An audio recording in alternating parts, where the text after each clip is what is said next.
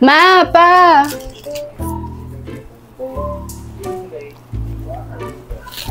Guys, tulungan niyo po sa research, sa pricing strategies. Dami-dami.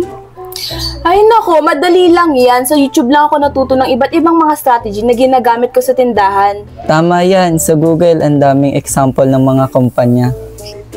Tignan nyo, pa sa TikTok, trending yung business tips, oh. Hashtag side hustle PH nga eh.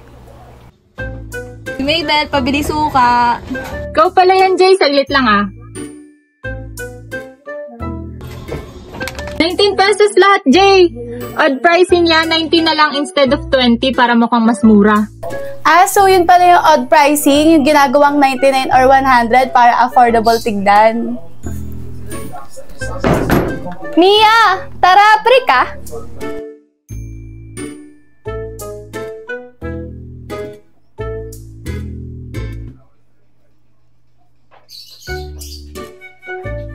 Mia? Mia! Ayan oh, nakita ko sa TikTok, buy one take one. Ginagamit yan para madagdagan yung sales. Example, yung sa chat time, buy one milk tea, get one free. So, strategy para gumastos pero pakiramdam sulit. Thank you, Ate Ishin. Welcome, bunso!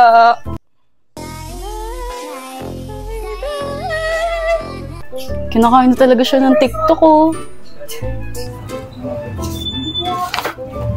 Mia, may nakita rin ako, oh.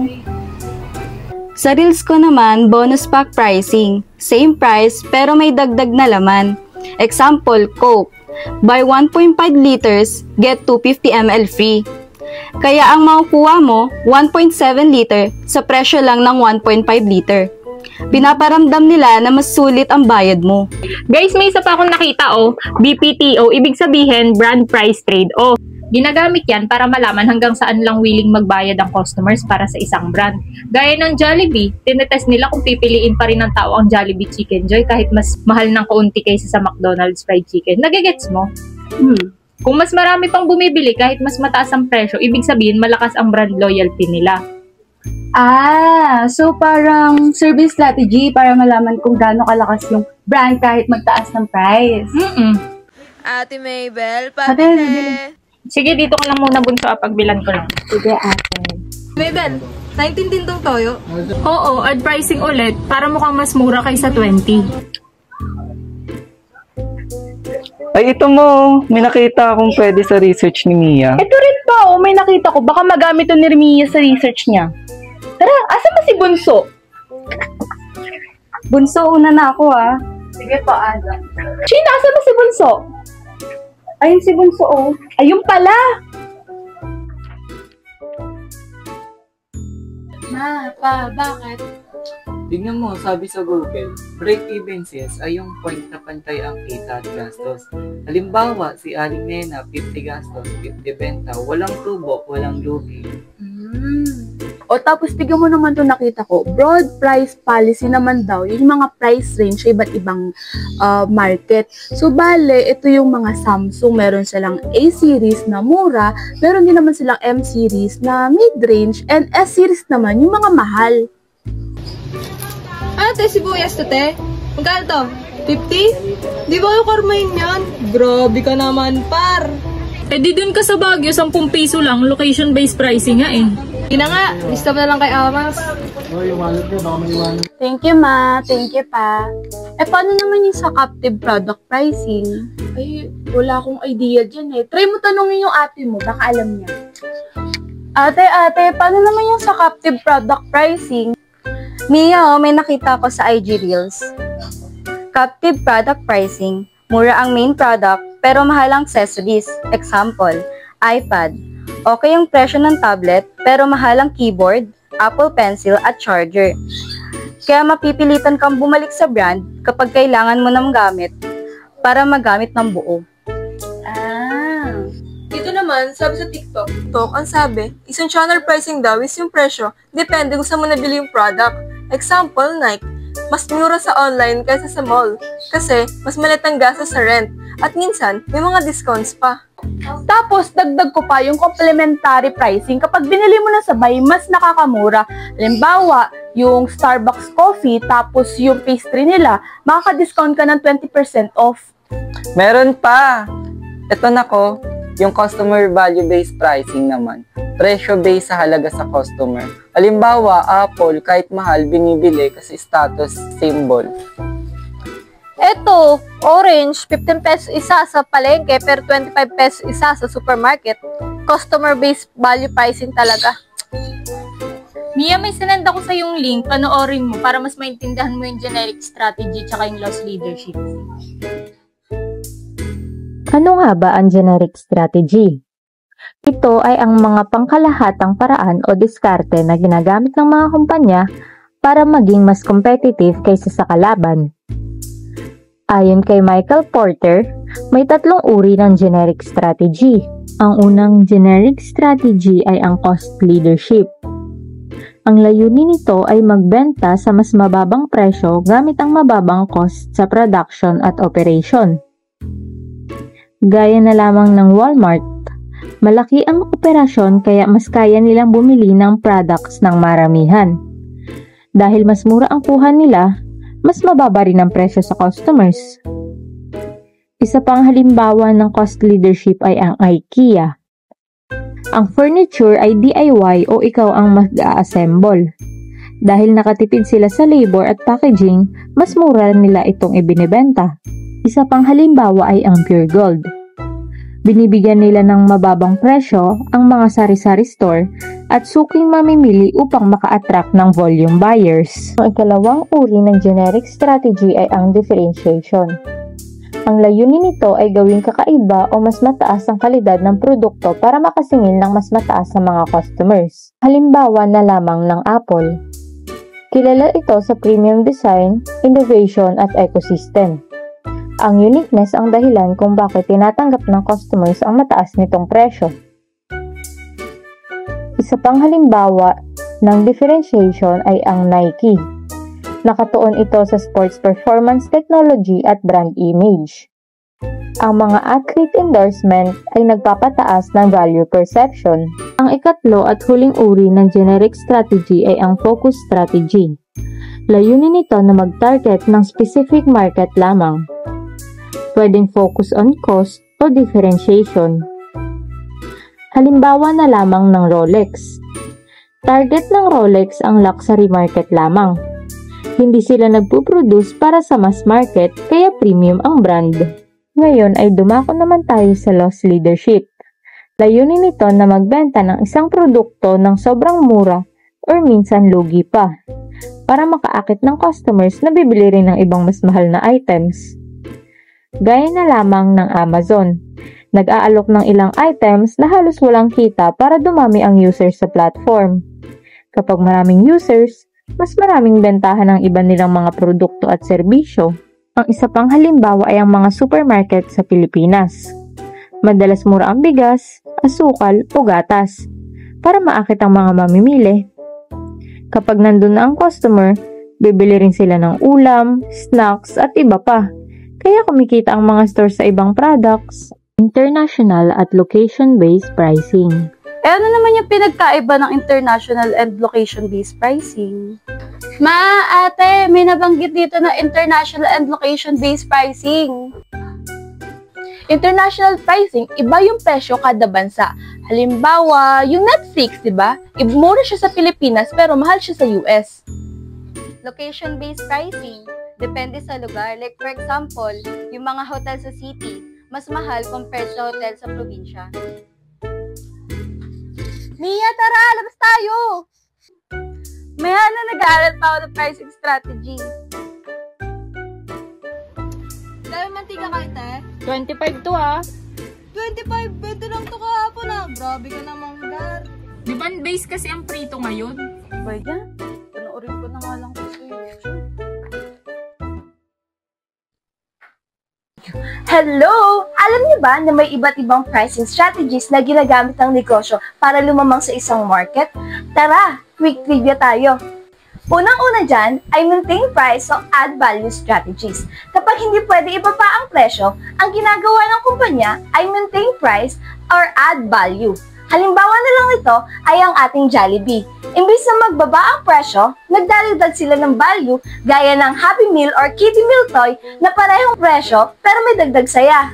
Pangalawa, ang market demand-based pricing. Tulad na lang ng Cebu Pacific, madalas gumagamit sila ng demand-based pricing. Kapag holiday or peak season, tumataas ang presyo ng ticket. Pero kapag off-season naman, may mga fair promos.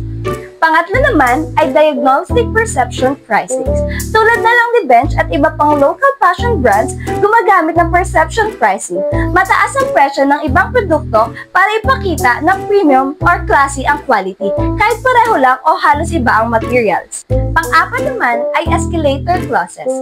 Sa mga construction industry, gaya ng mga kontrata ng DMCI at Megawide, may escalator clauses. Kapag tumaas ang presyo ng simento o gasolina, pwedeng i-adjust ang mga project costs para hindi naman malugi ang contractor. Ang pang-lima naman natin ay estimating demand curve. Ginagamit ito ng mga telcos company tulad na lang ng Globe at Smart. Kasi sinusubukan nilang maglabas ng iba't ibang promos para makita kung alin ang pinakatatok at hanggang saan handang magbayad ang mga customers. Ang anim naman ay ang ating market share pricing.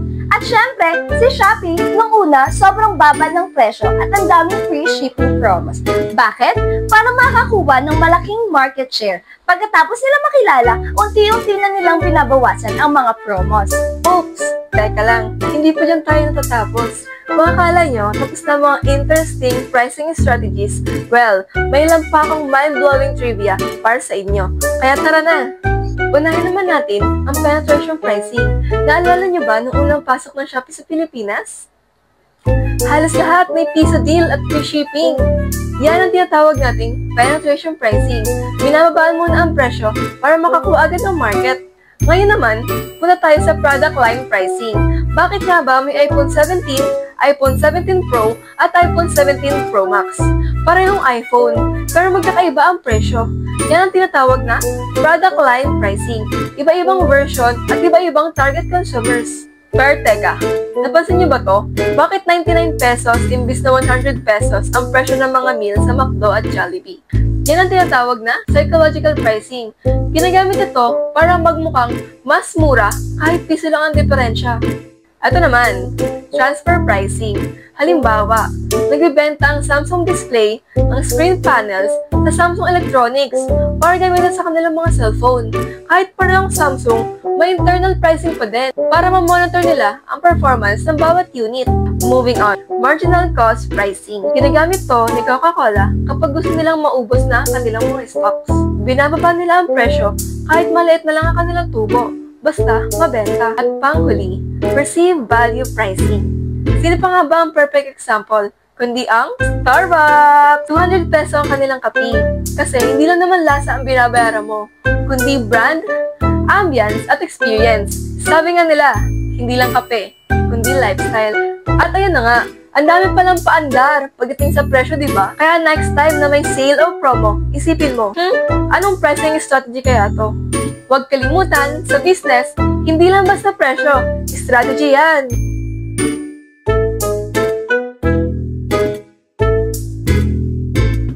Uy, Mia, ano ginagawa mo dyan? Di ba kalilig ka sa school? Sige, ma. Pero ang dami kong natutulong kagabi. Pricing strategies pa rin yata laman ng utak ko. Aling Adi, pabili! O sige na, tulungan mo to si JJ, bumibili yata. Kayo na kapate, ano ba bibilihin mo? Sungot mo naman, Mia. Pabili ako ng seasoning, laurel, paminta, asin, asukal, pineapple, base oyster. Uy, Mia, alam mo ba, napanood ko sa TikTok kagabi yung price lining. Yung parang sa Miniso o Daiso, halos pare-parehong presyo. 99, 149, at 199. Madali piliin, di ba? Ah, kaya pala, parang uniform lahat ng tag price. Galing ah. Ma, labas pa na ako. Pumunta ako kay Ate Sheena. Sige, mag-ingat ka. Prestige pricing, yan yung ginagawa ng mga Louis Vuitton, Chanel o Apple. Mahal kasi kasama sa presyo yung status at image nila. Ha? Ah, so parang pag may iPhone ka, social ka na agad. Exactly. Exactly. Pero may kabaliktaran yan. Price fixing. Pag dalawang kumpanya nagkasundo sa presyo, bawal yun, iligan. Nag-feature pa nga sa YouTube ng Philippine Competition Commission. Saan ka papunta? Teka, samahan kita. Diyan lang ako sa kanto. Sige, tara, samahan mo na ako. Saan ka papunta? Punta lang ako kay Ate Sheena. Sige, tara, samahan kita. Hi mga ka-followers! Hi Teshina! Ay, itong ginagawa ko is going rate pricing. Sinusunod ko lang yung presyo ng ibang seller. 50 pesos kada sando. So pare-pareho kayo ng presyohan para walang lugi. Yup! Pero minsan, may pa-promo ko. Buy 5 na damit, may libreng sabon panlaba. Ang tawag naman doon, promotional pricing. Ate Sheena, bakit yung mga tops kanina 150 lang? Ayun, dahil sa cost escalation, tumataas ang presyo ng tela, kailangan ko rin mag-adjust. Sabi nga sa IG Reels, pagtaas ng resources, tataas din ang price para buhayin negosyo. Sige na Ate Sheena, una na po kami. Uwi po kami, Ate Sheena. Tara na. Uy, si Johnson! Kaya na ako mag-park, bawal mo. Let's Jones! Hi, Jones! Let's see you back! Kamusta na yung shop mo? Okay lang naman, Be. Ay, sakto niya, nag-prepare ako ng vlog na. Topic namin, differential pricing. Iba presyo, depende sa oras. Tulad sa happy hour, promise ang milk. Oh, mas mura pag 2 p.m. to 5 p.m. Yes, at isa pa, geographic pricing. Mas mahal milk sa mall kasi may rent. Dito sa kanto, mura lang. At huwag kalimutan ng customary pricing. Yung presyo na halos hindi nagbabago, guys, 20 pesos na soft drinks. Kahit inflation, parang nakasanayan na ng tao. Tama, parang automatic na alam ng lahat presyo mo. Morning mga bes! Alam niyo ba, sa YouTube ko nakita yung psychological discount. Yung 1,000 pesos, ginagawa nilang 999 para mukhang mas mura. O kaya 50% off, kahit tinataasan naman muna bago mag-sale. Ah, yung mga budol sale, ang talino mo, pero nakakaloko minsan. Totoo, pero marketing technique pa rin. Ha? Random lang ba yung mo, di ba? Oo, eh. Ay, may nakalimutan pa ng Coca-Cola. Iba presyo sa Asia, iba din presyo sa Europe. Labes, bumalik pa talaga. Gusto mo atin mo. Yeah, hello. Mia, ano na? Gising na! Malilate ka na sa school! Nakatulog na pala ako.